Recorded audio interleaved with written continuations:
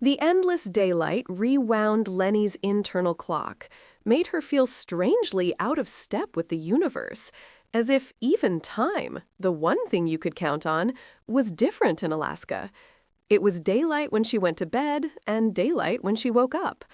Now it was Monday morning. She stood at the window, staring at the newly clean glass, trying to make out her reflection. A useless effort. There was just too much light. She could only see a ghost of herself, but she knew she didn't look good, even for Alaska. First and always was her hair, long and untamed and red, and there was the milky skin that was standard issue with the hair, and freckles like red pepper flakes across her nose. The best of her features, her blue-green eyes, were not enhanced by cinnamon-colored lashes. Mama came up behind her, placed her hands on Lenny's shoulders. "You are beautiful, and you will make friends at this new school." Lenny wanted to take comfort from the familiar words, but how often had they proven untrue? She'd been the new girl at school a lot of times, and she'd never yet found a place she fit in. Something was always wrong about her on the first day. Her hair, her clothes, her shoes. First impressions mattered in junior high. She had learned that lesson the hard way. It was hard to recover from a fashion error with 13-year-old girls. "I'm probably the only girl in the whole school," she said with a dramatic sigh. She didn't want to hope for the best. Dashed hopes were worse than no hopes at all. "Certainly you'll be the prettiest," Mama said, tucking the hair behind Lenny's ear with a gentleness that reminded Lenny that whatever happened, she wasn't ever really alone. She had her mama. The cabin door opened, bringing in a whoosh of cold air. Dad came in carrying a pair of dead mallards, their broken necks hanging, beaks banging into his thigh. He set his gun in the rack by the door and laid his kill on the wooden counter by the dry sink. "Ted took me to his blind before dawn. We have duck for dinner." He slipped in beside Mama and kissed the side of her neck. Mama swatted him away, laughing. "You want coffee?" When Mama went into the kitchen, Dad turned to Lenny. "You look glum for a girl going off to school." "I'm fine." "Maybe I know the problem," Dad said. "I doubt it," she said, sounding as dispirited as she felt. "Let me see," Dad said, frowning in an exaggerated way. He left her standing there and went into his bedroom. Moments later, he came out carrying a black trash bag, which he set on the table. Maybe this will help. Yeah, what she needed was garbage. "Open it," Dad said. Lenny reluctantly ripped the bag open.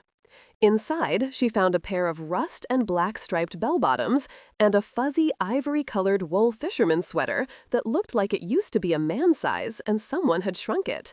Oh my God. Lenny might not know much about fashion, but these were definitely boys' pants. And the sweater, she didn't think it had been in style in any year of her life. Lenny caught Mama's look. They both knew how hard he had tried and how profoundly he'd failed. In Seattle, an outfit like this was social suicide. "Lenny," Dad said, his face falling in disappointment. She forced a smile. "It's perfect, Dad. Thanks." He sighed and smiled. "Ugh, good. I spent a long time picking through the bins." Salvation Army. So he had planned ahead, thought of her the other day when they were in Homer. It made the ugly clothes almost beautiful. "Put them on," Dad said. Lenny managed a smile. She went into her parents' bedroom and changed her clothes. The Irish sweater was too small, the wool so thick she could hardly bend her arms. "You look gorgeous," Mama said. She tried to smile. Mama came forward with a metal Winnie the Pooh lunch box. "Thelma thought you'd like this." And with that, Lenny's social fate was sealed, but there was nothing she could do about it. "Well," she said to her dad, "we better move it. I don't want to be late." Mama hugged her fiercely, whispered, "Good luck." Outside, Lenny climbed into the passenger seat of the VW bus, and they were off, bouncing down the bumpy trail, turning toward town, onto the main road, rumbling past the field that called itself an airstrip. At the bridge, Lenny yelled, "Stop!" Dad hit the brakes and turned to her. "What? Can I walk from here?" He gave her a disappointed look. "Really?" She was too nervous to smooth his ruffled feelings. One thing that was true of every school she'd been at was this. Once you hit junior high, parents were to be absent. The chances of them embarrassing you were sky high. I'm 13, and this is Alaska, where we're supposed to be tough, Lenny said. Come on, Dad, please. Okay, I'll do it for you. She got out of the bus and walked alone through town, past a man sitting Indian style on the side of the road with a goose in his lap. She heard him say, "No way, Matilda," to the bird as she hurried past the dirty tent that housed the fishing charter service. The one-room schoolhouse sat on a weedy lot behind town. Green and yellow marshes spread out behind it, a river meandering in a sloping S shape through the tall grass. The school was in an A-frame building made of skinned logs with a steeply pitched metal roof. At the open door, Lenny paused and peered inside. The room was bigger than it looked from the outside, at least 14 by 14. There was a chalkboard on the back wall with the words "Seward's Folly" written in capital letters. At the front of the room, a native woman stood behind a big desk facing the door. She was solid-looking, with broad shoulders and big, capable hands. Long black hair, twined into two sloppy braids, framed a face the color of light coffee. Tattooed black lines ran in vertical stripes from her lower lip to her chin. She wore faded Levi's tucked into rubber boots, a man's flannel shirt, and a fringed suede vest. She saw Lenny and yelled, "Hello, welcome!" The kids in the classroom turned in a screeching of chairs. There were 6 students. 2 younger kids sat in the front row, girls. She recognized them from Mad Earl's compound, Martha and Agnes. She also recognized that sour-looking teenage boy, Axel. There were 2 giggling native girls who looked to be about 8 or 9, sitting at desks pushed together. Each was wearing a wilted dandelion crown. On the right side of the room, a pair of desks were pushed together, side to side, facing the blackboard. One was empty, at the other sat a scrawny boy about her age with shoulder-length blonde hair. He was the only student who seemed interested in her. He had stayed turned around in his seat and was still staring at her. "I'm Tika Rhodes," the teacher said. "My husband and I live in Bear Cove, so sometimes I can't get here in winter, but I do my best. That's what I expect of my students, too." She smiled. "And you're Lenora Albright. Thelma told me to expect you." "Lenny." "You're what, 11?" Miss Rhodes said, studying Lenny. 13, Lenny said, feeling her cheeks heat up. If only she would start developing boobs. Miss Rhodes nodded. "Perfect. Matthew is 13 too. Go take a seat over there." She pointed to the boy with the blonde hair. "Go on." Lenny's grip on her stupid Winnie the Pooh lunchbox was so tight, her fingers hurt. "Hi," she said to Axel as she passed his desk. He gave her a "who cares" glance and went back to drawing something that looked like an alien with massive boobs on his peachy folder. She slid bumpily into the seat beside the 13-year-old boy. "Hey," she mumbled, glancing sideways. He grinned, showing off a mouthful of crooked teeth. "Thank Christ," he said, shoving the hair out of his face. "I thought I was going to have to sit with Axel for the rest of the year. I think the kid is going to end up in prison." Lenny laughed in spite of herself. "Where are you from?" he asked. Lenny never knew how to answer that question. It implied a permanence, a before that had never existed for her. She'd never thought of any place as home. "My last school was near Seattle." "You must feel like you've fallen into Mordor. You read Lord of the Rings?" "I know, hopelessly uncool. It's Alaska, though. The winters are dark as shit, and we don't have TV. Unlike my dad, I can't spend hours listening to old people yammering on the ham radio." Lenny felt the start of an emotion so new she couldn't categorize it. "I love Tolkien," she said quietly. It felt oddly freeing to be honest with someone. Most of the kids at her last school had cared more about movies and music than books. And Herbert. Dune was amazing. Fear is the mind killer. It's so true, man. And Stranger in a Strange Land. That's kinda how I feel here. You should. Nothing is normal in the last frontier. There's a town up north that has a dog for a mayor. No way. True. A Malamute. They voted him in. Matthew laid a hand to his chest. You can't make this crap up. I saw a man sitting with a goose in his lap on the way here. He was talking to the bird, I think. That's Crazy Pete and Matilda. They're married. Lenny laughed out loud. You have a weird laugh. Lenny felt her cheeks heat up in embarrassment. No one had ever told her that before. Was it true? What did she sound like? Oh, God. I'm sorry. I don't know why I said that. My social skills below. You're the first girl my age I've talked to in a while.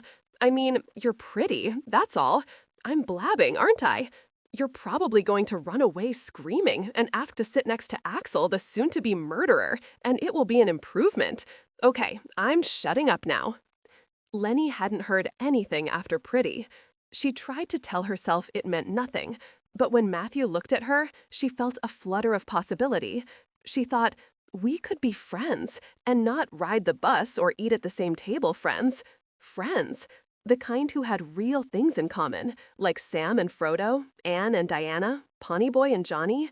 She closed her eyes for a split second, imagining it. They could laugh and talk and... Lenny, he said. Lenny? Oh my God, he'd said her name twice. Yeah, I get it. I space out all the time. My mom says it's what happens when you live in your own head with a bunch of made-up people. Then again, she's been reading Another Roadside Attraction since Christmas. I do that, Lenny confessed. Sometimes I just spaz out.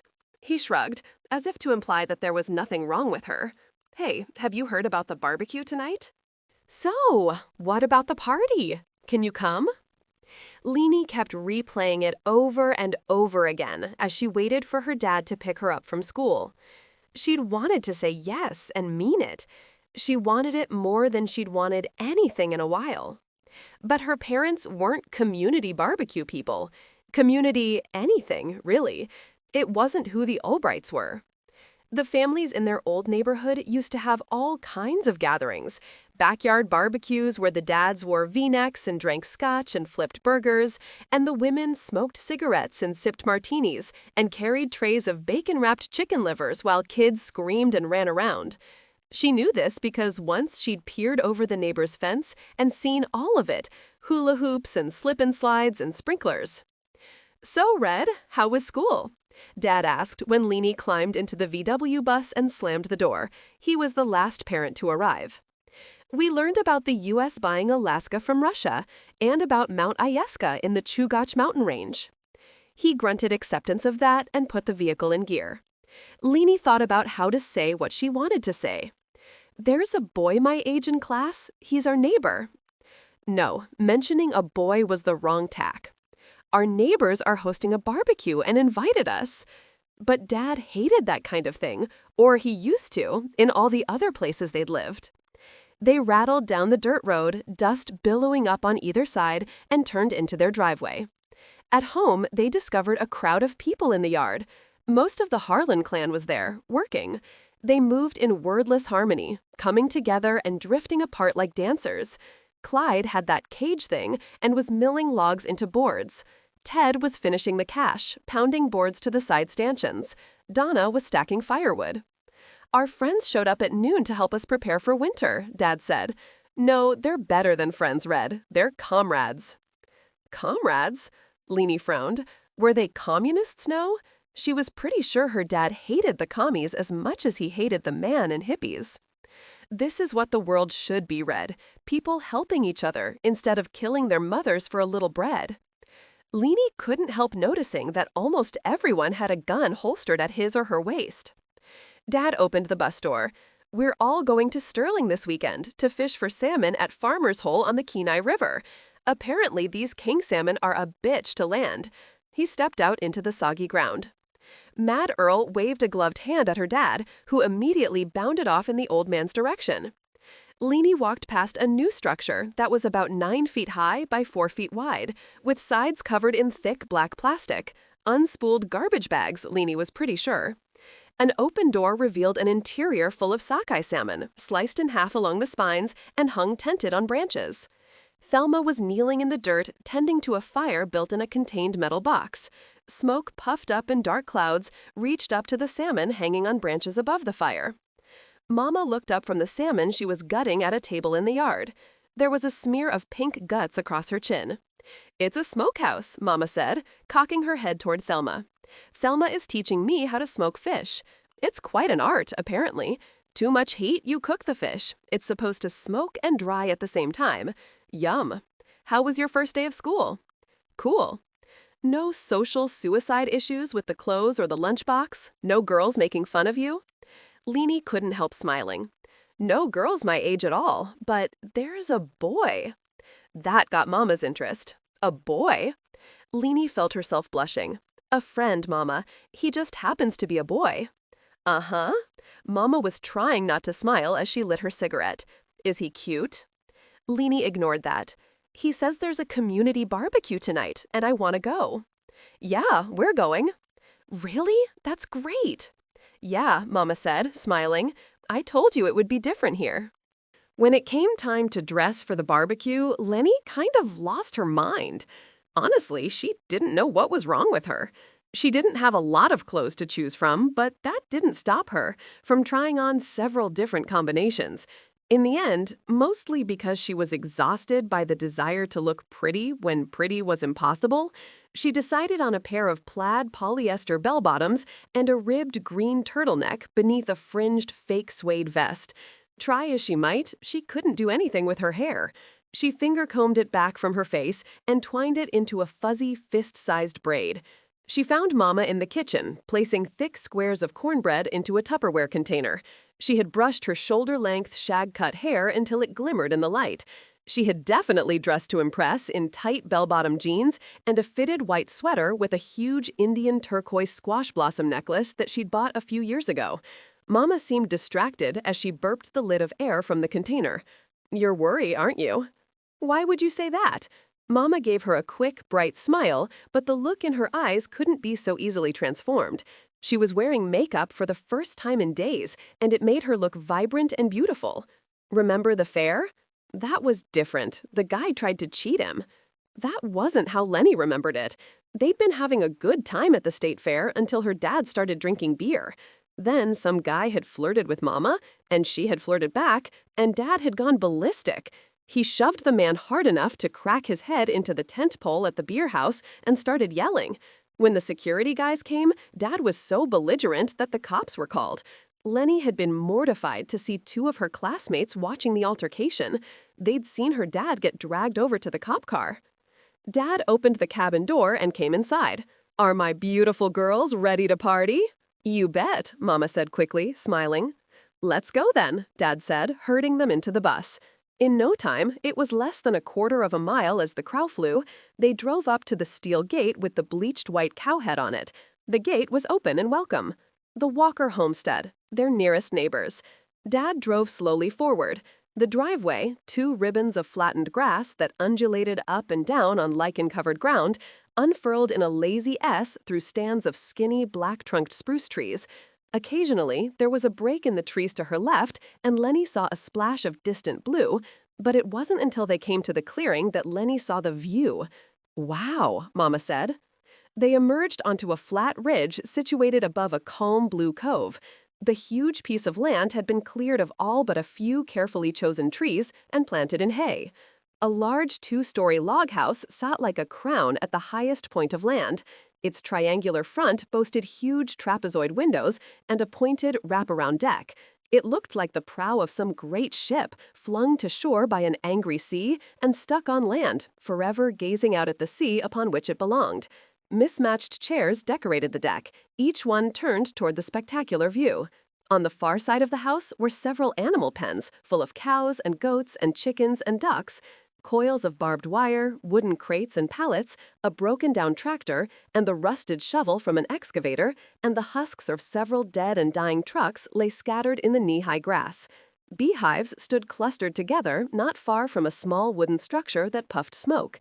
In a break in the trees was the sharp-peaked roof of an outhouse. Down at the water, a gray dock jutted out into the blue sea. At its end, a weathered arch read Walker Cove. A float plane was tied up to the dock, in addition to two bright silver fishing boats. A float plane, Dad muttered. Must be rich. They parked the bus and walked past a bright yellow tractor with a black bucket and a shiny red all-terrain vehicle. From the crested rise, Lenny saw people gathered down on the beach, at least a dozen of them, around a huge bonfire. Flames shot into the light lavender sky, making a sound like finger snapping. Lenny followed her parents down the stairs to the beach. From here, she could see everyone at the party. A broad-shouldered man with long blonde hair was sitting on a fallen log playing a guitar. Large Marge had turned two white plastic buckets into bongo drums, and Lenny's teacher, Miss Rhodes, was going crazy on a fiddle. Natalie was wicked with a harmonica, and Thelma was singing King of the Road. On means, by no means everyone joined in. Clyde and Ted were handling the barbecue, which looked to have been made out of oil drums. Mad Earl stood nearby, drinking from a crockery jug. The two younger girls from school, Martha and Agnes, were down at the waterline, bent over collecting shells with Moppet. Mama stepped down onto the beach, carrying her Tupperware full of cornbread. Dad was right behind her with a fifth of whiskey. The big, broad-shouldered man playing the guitar put down his instrument and got to his feet. He was dressed like most of the men here, in a flannel shirt and faded jeans and rubber boots. But even so, he stood out. He looked as if he'd been built for this rugged land, as if he could run all day, hack down an old-growth tree with a hatchet, and skip nimbly along a fallen log over a raging river. Even Lenny thought he was handsome, for an old guy. "I'm Tom Walker," he said. "Welcome to my place. Ernst Albright." Tom shook Dad's hand. "This is my wife, Cora." Mama smiled at Tom, shook his hand, then looked back. "This is our daughter, Lenny. She's 13. Tom smiled at Lenny. "Hey, Lenny, my son Matthew mentioned you." "He did?" Lenny said. "Don't smile so big. What a dork." Geneva Walker slipped in beside her husband. "Hey," she said, smiling at Cora. "I see you've met my husband." "Ex," Tom Walker put his arm around Geneva, pulled her close. "I love the woman like air, but I can't live with her." "Can't live without me either." Geneva smiled, cocked her head to the left. "That's my main squeeze over there, Calhoun Mulvey. He doesn't love me as much as Tom does, but he likes me a hell of a lot better. And he doesn't snore." She elbowed Mr. Walker in the side playfully. "I hear you guys aren't too well prepared," Mr. Walker said to Dad. "You're going to have to learn fast. Don't be afraid to ask me for help. I'm always up for it. Anything you need to borrow, I have." Lenny heard something in Dad's thanks that put her on alert. He sounded irritated all of a sudden, offended. Mama heard it too. She glanced worriedly at him. Mad Earl stumbled forward. He was wearing a t-shirt that read, "I've been fishing so long, I'm a master baiter." He grinned drunkenly, swayed side to side, stumbled. "You offer an help, Big Tom? That's mighty wide of ya. Sorta like King John offering to help his poor serfs. Maybe your friend the governor can help you out." "Good Lord, Earl, not again," Geneva said. "Let's play some music.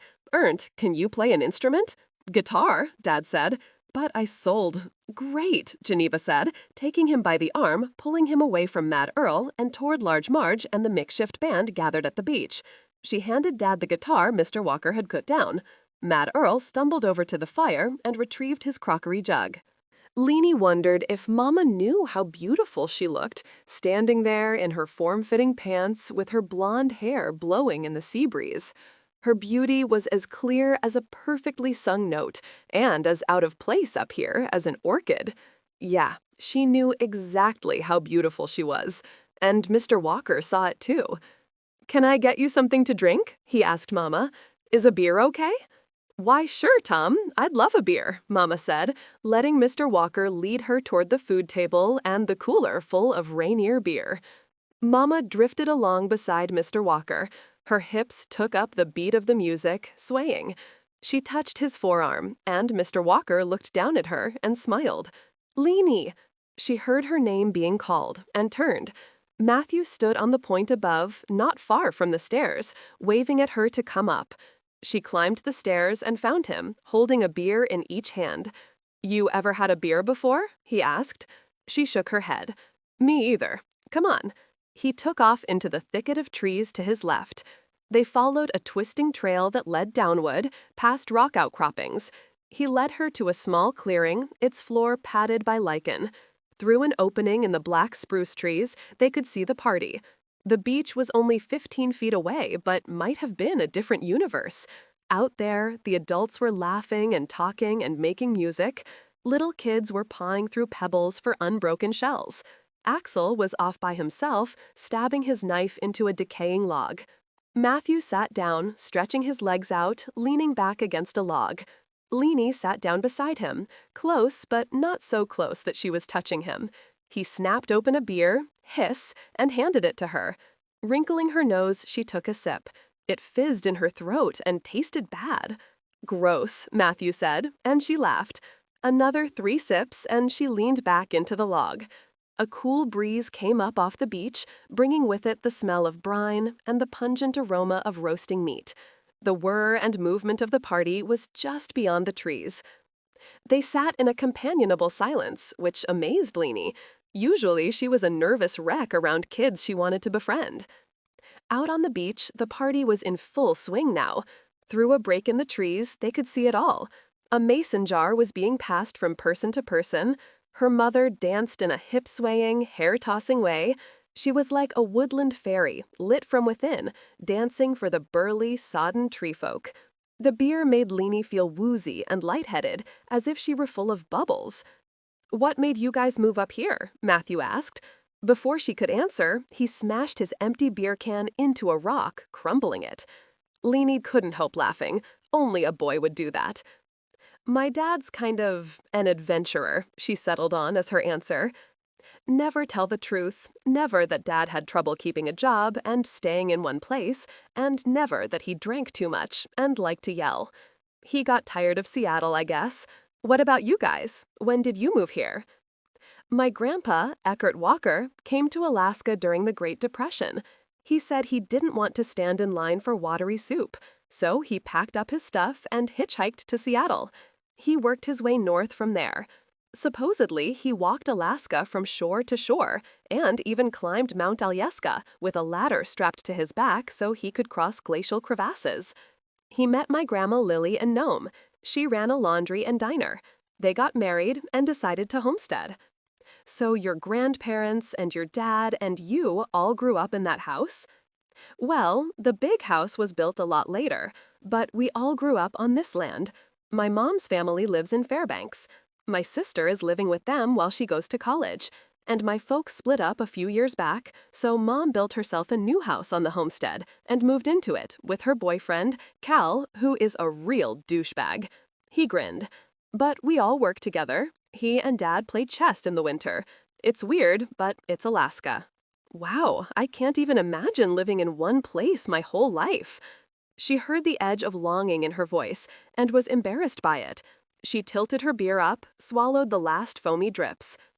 The makeshift band was going all out now, hands banging on buckets, the guitar strumming, fiddles playing. Thelma and Mama and Miss Rhodes were swishing their hips in time to the music, singing loudly, "Rocky Mountain High, Colorado." Over at the grill, Clyde yelled out, "Moose burgers are ready. Who wants cheese?" "Come on," Matthew said. "I'm starving." He took her hand, it seemed natural, and led her through the trees and down onto the beach. They came up behind Dad and Mad Earl, who were off by themselves, drinking, and Leanie heard Mad Earl clink his mason jar against Dad's, hitting it so hard it made a sturdy clank. "That Tom Walker sure thinks his shit don't stink," Dad said.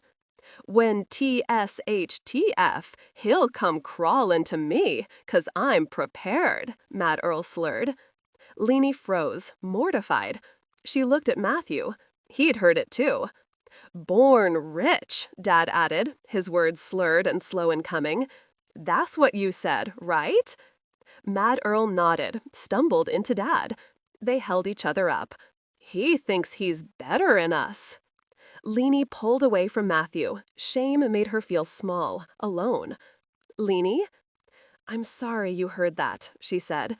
And as if her dad's slurred bad-mouthing weren't bad enough, there was Mama over there, standing too close to Mr. Walker, smiling up at him in a way that could start trouble, just like all the other times. And Alaska was supposed to be different.